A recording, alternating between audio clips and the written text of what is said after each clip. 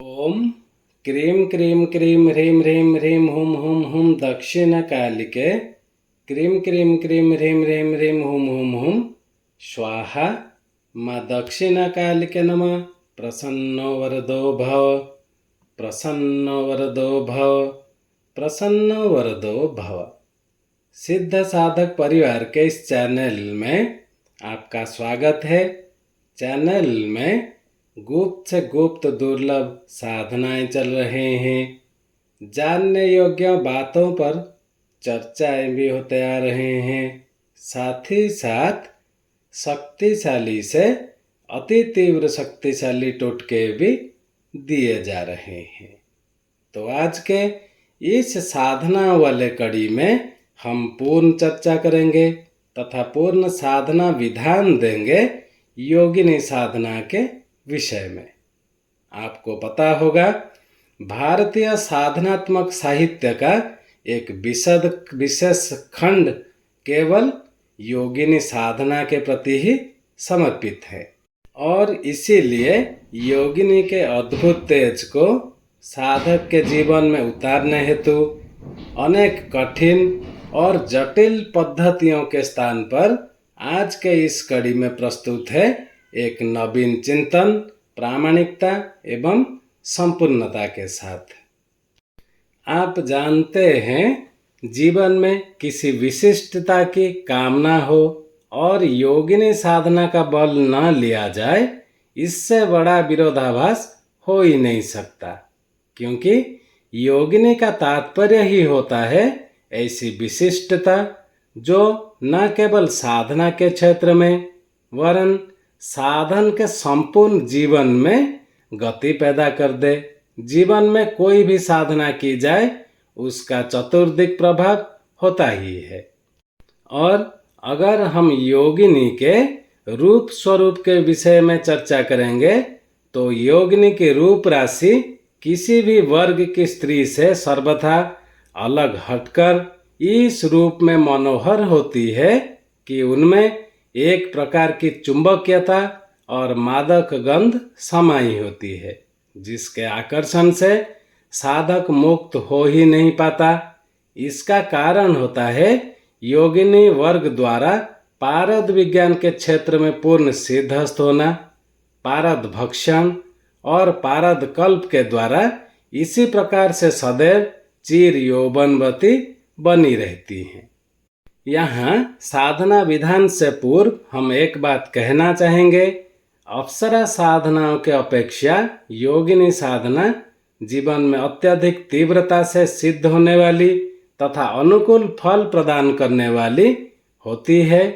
कई बार तो ऐसा होता है कि साधना की पूर्णता के पूर्व ही योगिनी अपने संपूर्णता का एहसास साधक को करा देता है। इसमें कोई संशय का स्थान नहीं है। अब बात करते हैं साधना विधान के विषय में। आप इस दिव्य साधना को किसी भी शुक्रवार को संपन्न कर सकते हैं। योगिनी का अपने स्वरूप में कोमल और शीघ्र फलप्रद होने के कारण योगिनी साधना में अधिक विधि विधान की आवश्यकता नहीं रहती।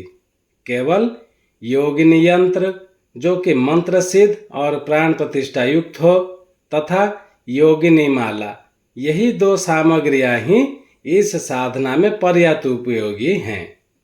साधक को क्या करना है, रात्रि में पश्चिम की ओर मुंह करके श्वेत आसन पर बैठ जाएं और अपने सामने भी श्वेत वस्त्र बिछा लें।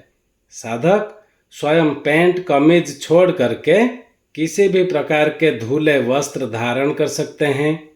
इस अवसर पर यह स्पष्ट रूप से अपनी मनोभावना व्यक्त करें कि मैं योगिनी को प्रेमिका के स्वरूप में सिद्ध करते हुए तंत्र के क्षेत्र में तीव्रता से आगे बढ़ने का इच्छुक हूँ। तदुपरांत योगिनी यंत्र का सामान्य पूजन, पुष्प की पंखुड़ियाँ, अक्षत आदि से कर योगिनी माला से जो तीव्र योगिनी मंत्र कहेंगे उस मंत्र का 11 माला मंत्र जाप संपन्न करें। मंत्र ऐसा है, हम धीरे कहें आप लिख के रख लें।